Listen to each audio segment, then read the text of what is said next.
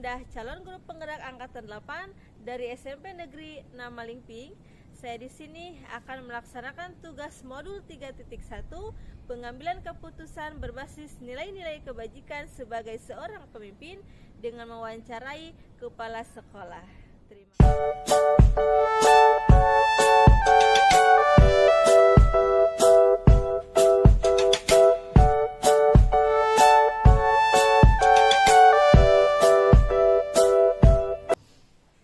Assalamualaikum warahmatullahi wabarakatuh. Waalaikumsalam warahmatullahi wabarakatuh.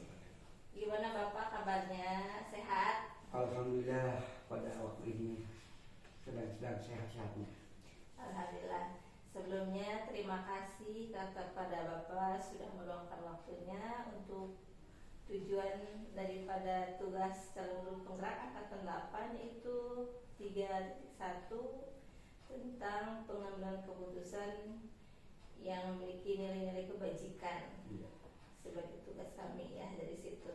Di sini tujuannya itu mau berbagi pengalaman bersama Bapak, apalagi Bapak ini kan sudah mau pensiun ya, jadi banyak sekali pengalamannya gitu selama menjadi kepala sekolah. Terus juga mau menanyakan beberapa hal terkait pengalaman-pengalaman yang dimana di sana berkaitan dengan suatu dilema etika. Etikanya.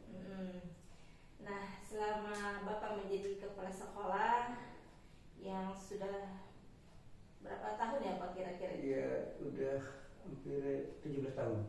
17 tahun berarti sudah di beberapa sekolah ya? 4 sekolah. Oh, 4 sekolah.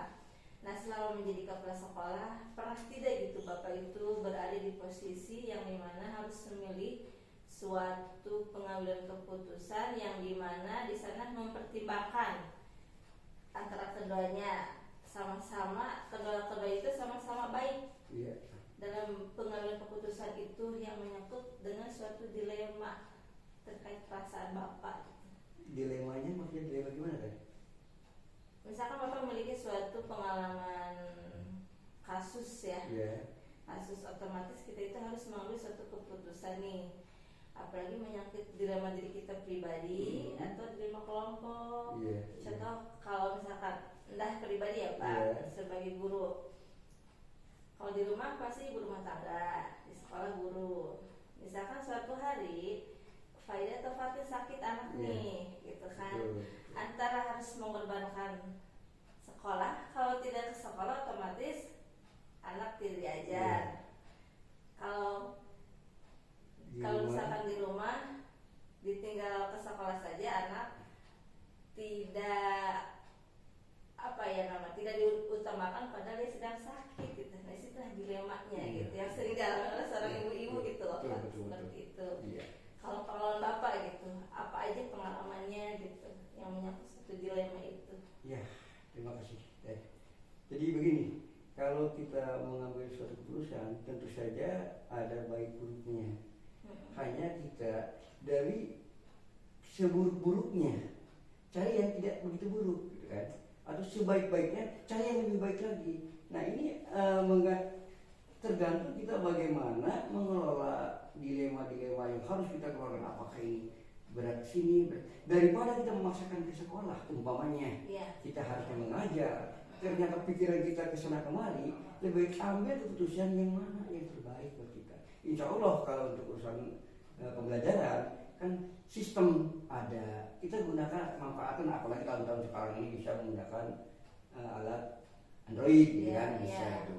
Dengan catatan tentu saja kita harus komunikasi dengan atasan kita atau dengan rekan kita, bagaimana supaya di sekolah jangan sampai karena kita di rumah saja jangan sampai terjadi anak-anak itu ribut dan sebagainya.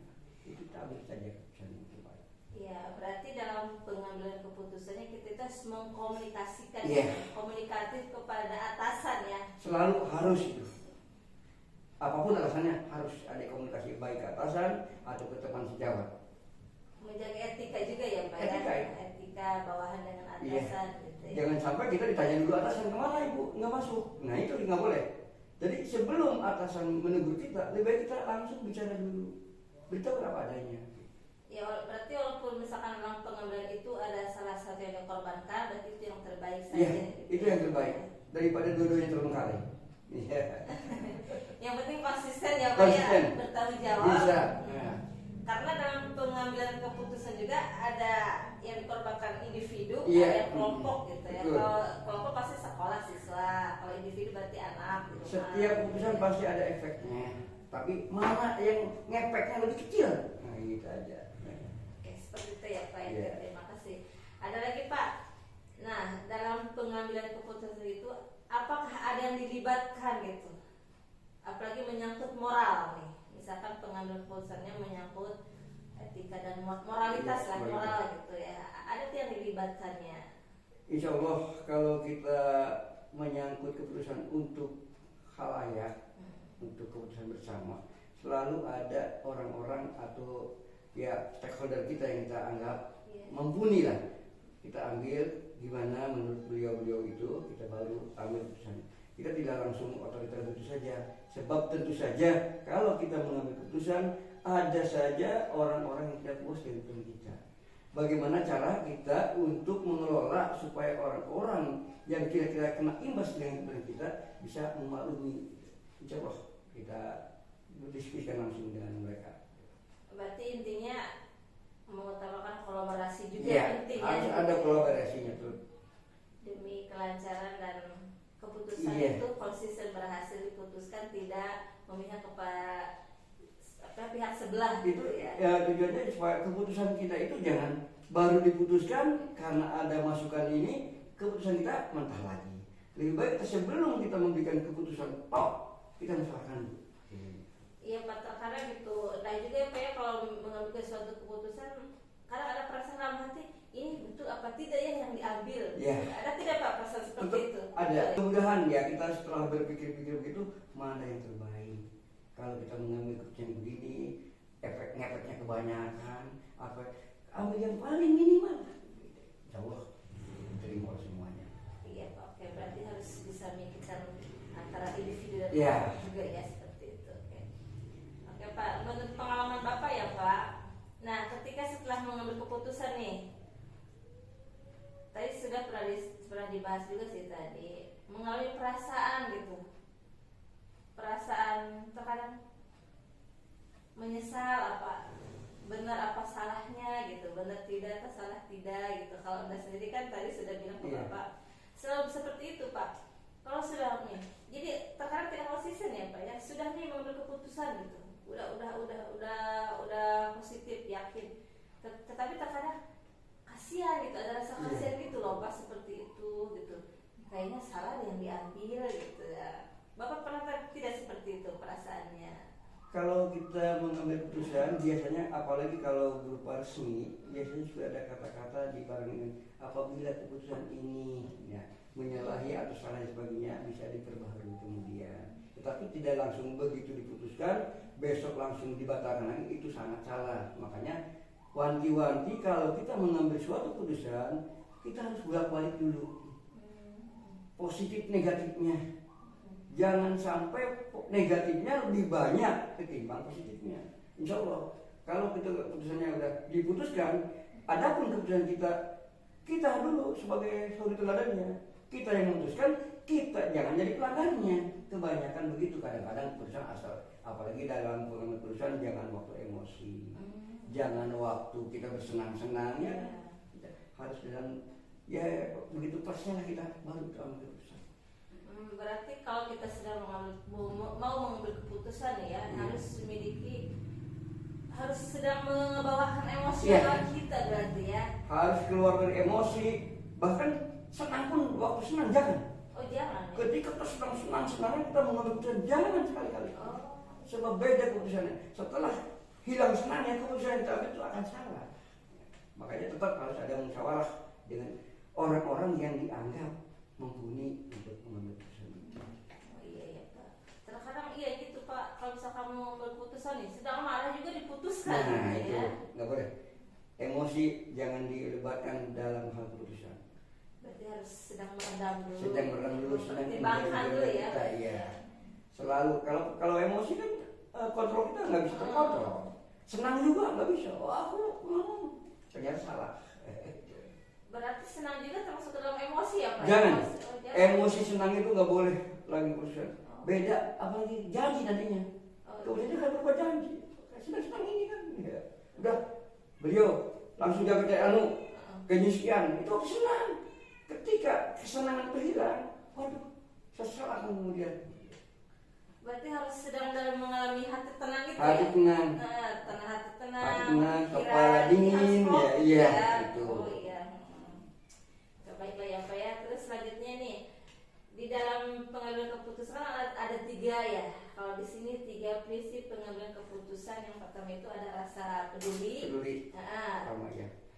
Ada berbasis peraturan, ada juga berbasis hasil akhir. Iya. Kalau Bapak nih mengambil keputusan, apakah ketiga-tiganya gitu digunakan? Apakah hanya sebagiannya saja, hanya yang berbasis peduli atau peraturan saja atau hasil akhir saja, ataukah melihat dari konotasi masalahnya aja gitu loh Pak? Kalau selama ini yang sering dilaksanakan di sini, keputusan itu harus berbasis ketiga komponen itu. Sebab kalau salah satunya ya kita hanya peduli saja, ternyata peduli itu tidak menggunakan peraturan. Hasilnya gimana? Tapi kalau kita peduli dulu, terus bagaimana cara kepedulian itu dalam berupa peraturan dan bagaimana hasilnya nanti, itu akan menjadi keputusan. Jadi jangan hanya karena peduli langsung aja keluar keputusan. Itu apakah hasilnya akan begini atau apakah perangkat peraturan yang begini? Itu harus. Jadi semua komponen itu harus tetap dilakukan dalam satu keputusan. 3 komponen itu. Jadi ada mengingat, menimbang, dan memutuskan itu. Luar biasa loh Pak ya. Nah, selain 3 prinsip tadi ya Pak ya, yang menyangkut 3 komponen. Karena begini terkadang kita karena kasihan gitu Pak ya, kasihan rasa peduli, putuskan saja gitu. Ternyata salah juga ya Pak ya. Salah itu. Harus menyangkut 3-tiganya gitu berarti. Apalagi kalau unsur kedinasan. Tidak boleh ada unsur itu. Kita jangan sekali-kali memanfaatkan KKN. KKN paling bisa KKN. Jangan mentang-mentang dia keluarga kita, dia teman dekat kita. Keputusan itu hanya berbasis. Berarti kalau misalkan kita hanya mengambil 3 komponen itu egois juga ya? Iya. Pada kitanya. Iya, gitu, harus ya? itu. Semua harus 3 komponen aja. Jadi dari kepedulian berupa peraturannya dan hasilnya apa. Kalau sudah terjadi itu keputusan kita, bagaimana hasilnya nanti kan? Namanya juga peraturan, keputusan pasti ada negatif dan positif. Tapi demi kebersamaan ujung-ujungnya. Itu demi kebersamaan juga. Iya. Ya Pak, ini ada lagi nih pertanyaannya. Di dalam pengambilan keputusan nih, ada tidak nih strategi yang lebih cepat gitu dalam mengambil keyakinan atau langkah-langkah ya, mengambil keputusan, apalagi keputusannya hari itu juga harus diputuskan gitu, lebih cepat nih. Tetapi juga harus objektif gitu ya, tidak memberatkan sebelah pihak gitu. Itu yang disebutkan urgennya itu teh. Jadi kita dalam pengambilan keputusan, pimpinan harus bisa secepatnya, jangan bertele-tele memutuskan satu. Kita yakin bahwa keputusan yang kita keluarkan itu adalah yang terbaik untuk semua. Apalagi masalah ini, kalau masalah ini tidak ada keputusannya langsung, itu akan berlewat pada yang lain. Cepat waktu juga keluarkan keputusan dengan resiko seminimal mungkin, jangan sampai merugikan berbagai pihak. Jadi perlu juga kediktatoran untuk memutuskan demi kebersamaan, demi kebermanfaatan semua. Apa yang dia studikan, gitu kan? Nah Pak, dalam pengambilan keputusan itu boleh nggak sih kita harus terburu-buru gitu ya, atau nggak ditunda-tunda? Sebaiknya seperti apa gitu loh Pak? Ya itu tergantung kelihatan masalahnya gitu kan. Kalau masalah itu masih bisa ada tenggat waktu, ya kita pikirkan dulu yang lama, bukan berarti berlama-lama. Tapi kalau ini karena ini mau urgen, harus ada keputusan langsung, hari itu juga harus bisa memutuskan. Itulah sifat kepemimpinan harus begitu. Jadi jangan udah ada gejala-gejalanya dibiarkan saja, setelah kejadian yang banyak merugikan orang baru timbul keputusan peraturan itu salah. Kita harus bisa mengantisipasi. Nih kalau tidak diputuskan ini, kalau tidak ada peraturan ini akan bertele-tele, akan merusak tatanan. Kita cepat ambil keputusan. Di situ sikap pembinaan kita harus bisa mencari keputusan yang betul-betul bermanfaat bagi semua. Berarti intinya kita harus tegas ya Tegas. Pak, dalam mengambil keputusan. Satu kali putuskan sudah. Iya. Pak, ya. Jangan kita merasa ragu lagi, jangan. Jangan sampai keputusan kita yang membuat keputusan, teman kita atau bahkan kita melanggar keputusan itu yang keputusan yang amburadul. Walaupun misalkan Pak kita sudah memberikan keputusan, dapat cemoohan, cibiran, itu biarkan saja. Kalau keputusan kita baik menurut kita dan menurut yang lain, beberapa orang yang kita percaya baik, ya laksanakan. Jangan karena berat keputusan ini, ya tapi tujuannya baik, kenapa? Jangan dicabut dari itu. Kadang sulit juga Pak ya mengambil keputusan. Nah itu.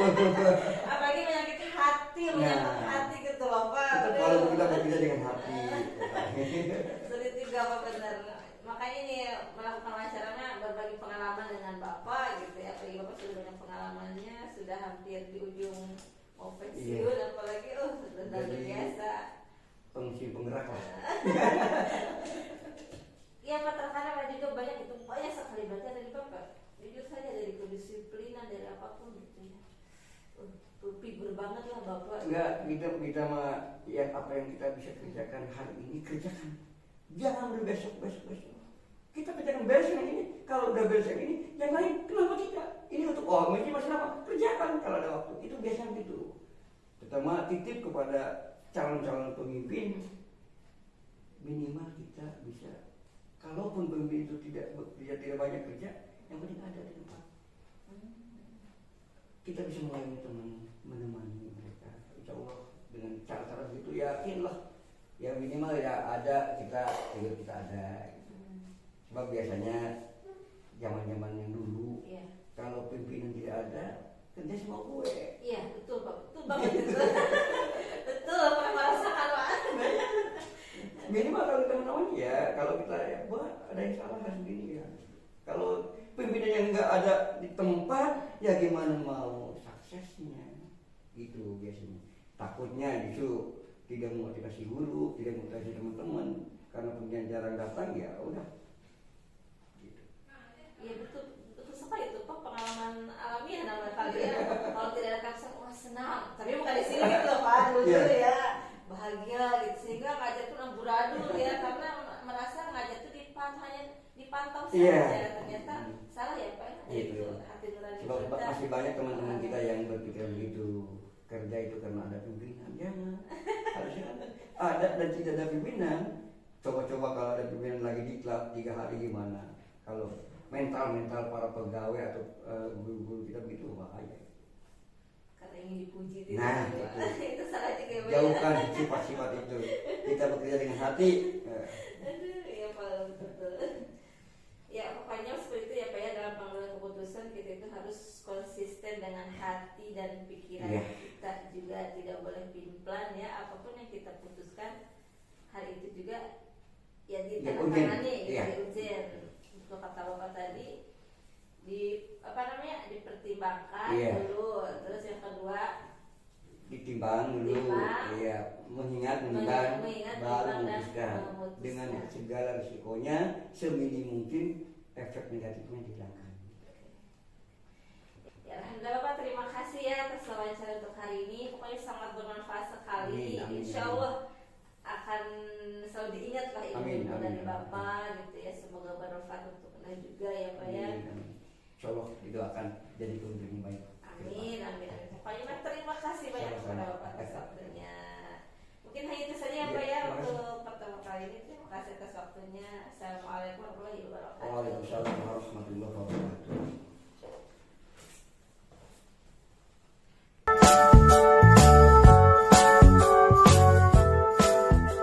Assalamualaikum Pak. Waalaikumsalam warahmatullahi wabarakatuh. Selamat siang. Selamat siang Ibu. Gimana Bapak kabarnya, sehat? Alhamdulillah sehat. Ya Pak.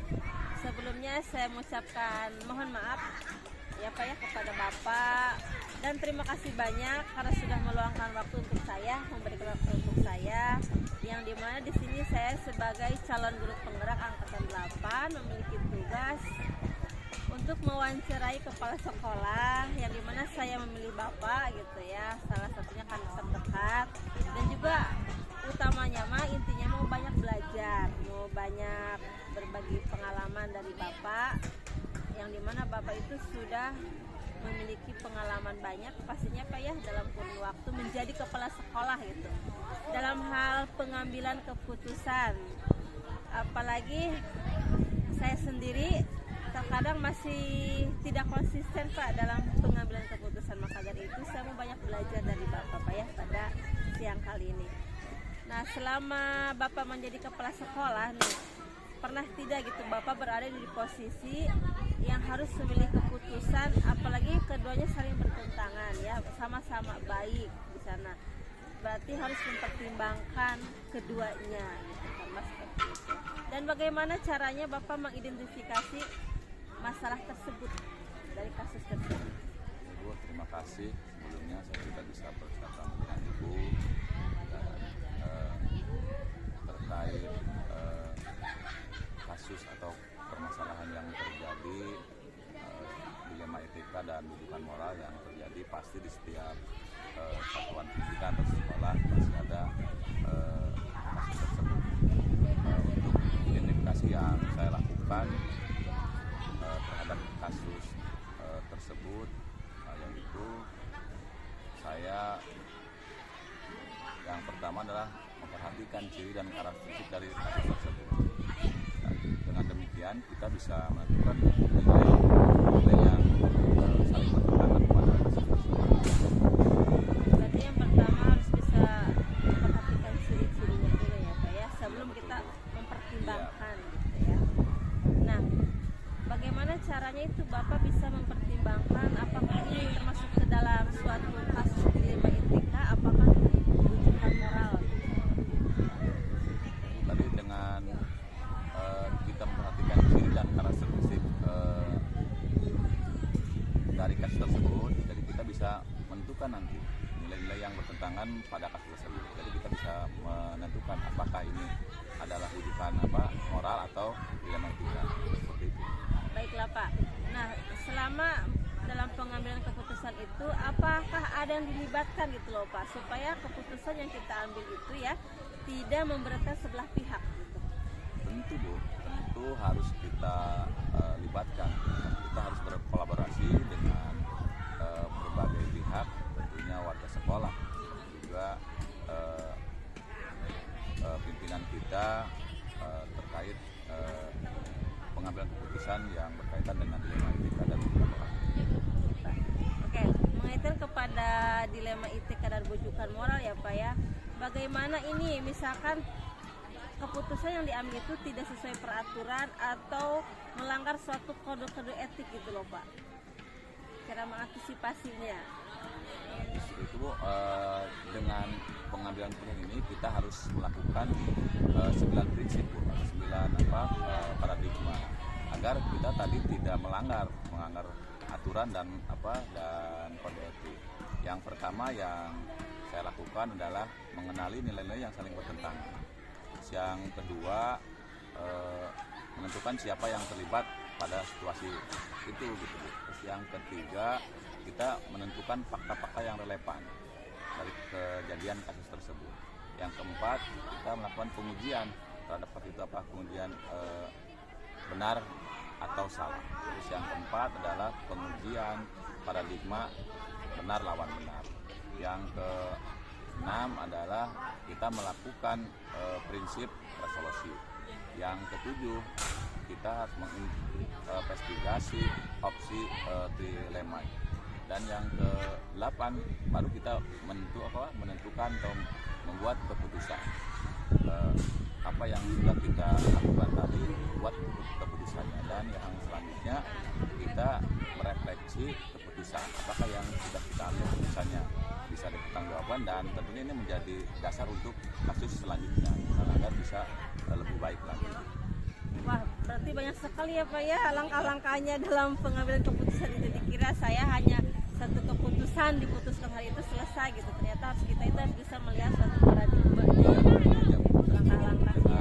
Perhatikan langkah-langkah agar keputusan yang kita ambil tadi tidak bertentangan dengan aturan dan juga dengan dengan kode. Oke Pak.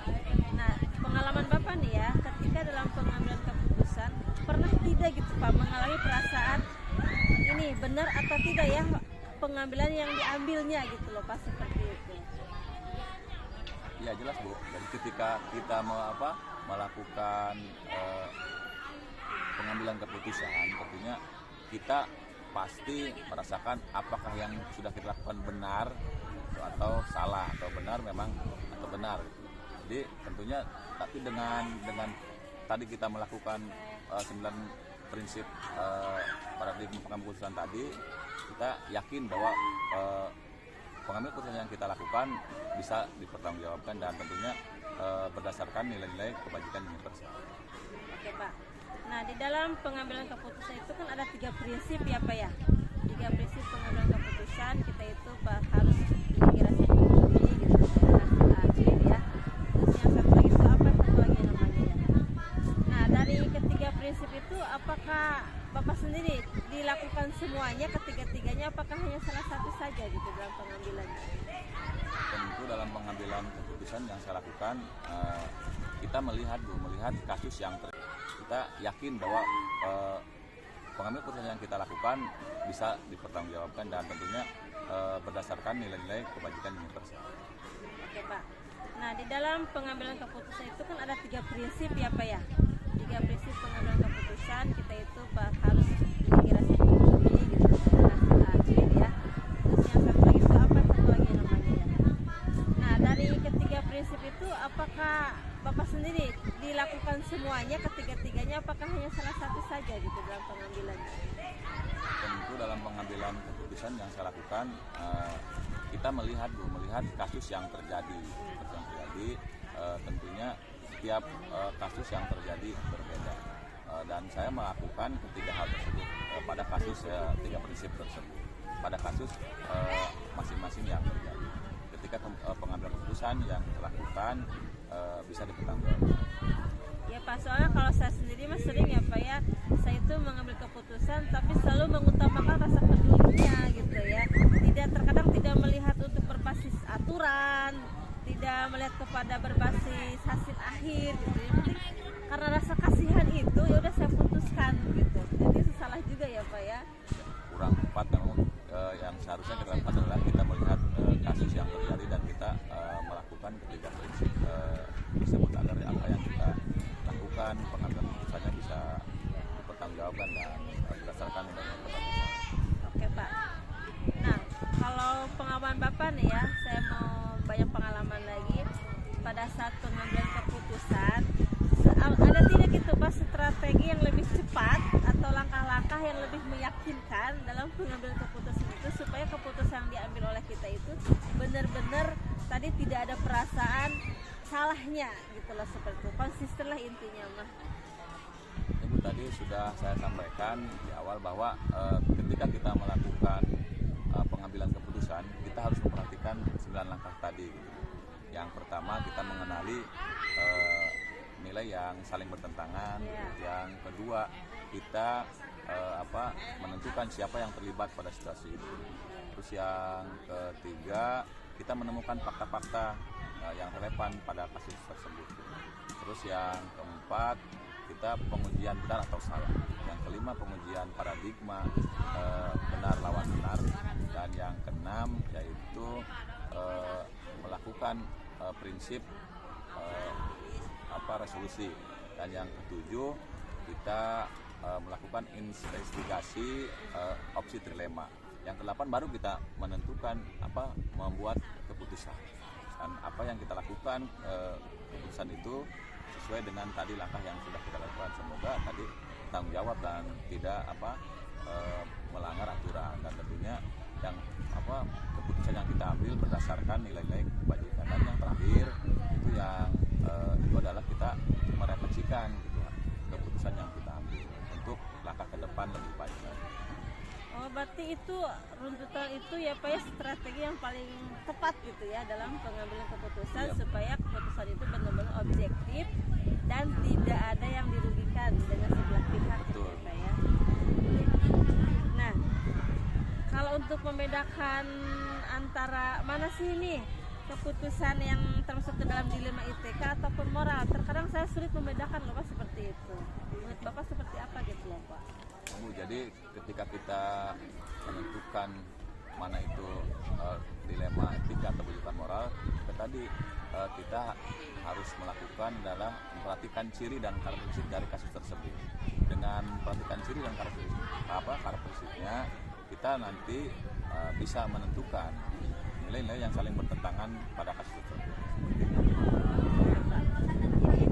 Kita itu harus benar-benar perhatiin kasusnya dulu ya Pak ya, dalam pengambilan keputusan, supaya keputusan yang kita ambil itu benar-benar dipertimbangkan, diputuskan dengan sebijak-bijaknya gitu ya, supaya antara kedua belah pihak itu saling merasakan nyaman gitu ya Pak ya. Terkadang begini Pak, saya dalam pengambilan keputusan itu dalam keadaan emosional gitu, putuskan hal itu juga gitu loh Pak. Itu benar apa tidak sih Pak? Iya Bu, kadang kita bawa emosi ya. Yang kita lakukan akhirnya keputusan bisa. Makanya diperlukan tadi langkah-langkah 9 langkah untuk paradigma untuk pengambilan keputusan, agar tadi apa yang kita lakukan tidak berdasarkan emosi. Jadi apa yang kita lakukan bisa bertanggung jawab, berdasarkan nilai-nilai kebijakan kebajikan di masyarakat tadi. Oke Pak, berarti dalam pengambilan keputusan itu memiliki paradigma, 4 paradigma itu Pak ya, yang dimana ada individu lawan kelompok ya Pak ya, ada rasa keadilan lawan kasihan ya. Juga ya, ada juga kebenaran lawan kesetiaan, satu lagi itu ada jangka pendek lawan jangka panjang. Berarti keempat paradigma itu yang harus kita perhatikan juga dalam mengambil gitu ya. Keputusan. Makanya tadi keputusannya tidak sesaat gitu, tidak secara emosi, dan sesaat kita perhatikan 9 prinsip dan 4 paradigma tadi agar keputusan apa yang kita ambil bisa bertanggung jawab. Oke Pak, berarti dalam pengambilan keputusan intinya kita harus yang pertama mengambil 9 langkah itu ya Pak ya, melakukan 9 langkah, terus mengambil 4 paradigma, terus mengambil 3 prinsip pengambilan keputusan gitu ya, agar keputusan kita yang ambil tadi itu ya sesuai aturan, ya tidak melanggar kode etik dan juga tidak melanggar peraturan yang menyangkut kepada moral gitu Pak, seperti moralitas kan Pak ya. Wah, kalau begitu terima kasih Pak ya untuk hari ini, banyak sekali pengalaman untuk saya. Semoga saya bisa mengambil keputusan ke depannya yang lebih objektif lagi, tidak ada sebelah pihak yang dirugikan, tidak melanggar kode etik, tidak melanggar aturan-aturan yang berlaku gitu Pak ya. Intinya saya mengucapkan terima kasih banyak atas waktunya untuk hari ini. Semoga saya juga kedepannya bisa membenahi diri, memperbaiki diri dalam pengambilan keputusan. Apalagi keputusan itu setiap hari sering dilakukan Pak sebenarnya tanpa kita sadari gitu kan. Banyak kita menemui kasus-kasus yang dimana kita itu hari itu juga harus bisa memutuskannya gitu ya.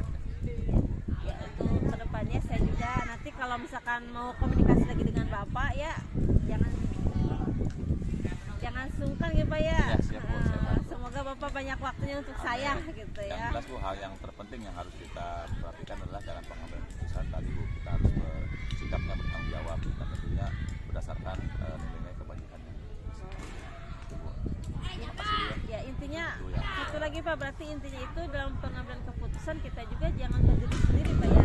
Perlu ada dilibatkan gitu ya, kolaborasi juga ya. Agar pertimbangan yang kita putuskan juga konsisten dan objektif gitu ya, sesuai dengan aturan-aturan yang berada gitu ya. Baiklah kalau begitu Pak, terima kasih Pak ya atas waktunya. Semoga Bapak sehat selalu. Amin. Dan sukses terus ya. Terima kasih. Assalamualaikum warahmatullahi wabarakatuh. Waalaikumsalam warahmatullahi wabarakatuh. Terima kasih. Assalamualaikum warahmatullahi wabarakatuh.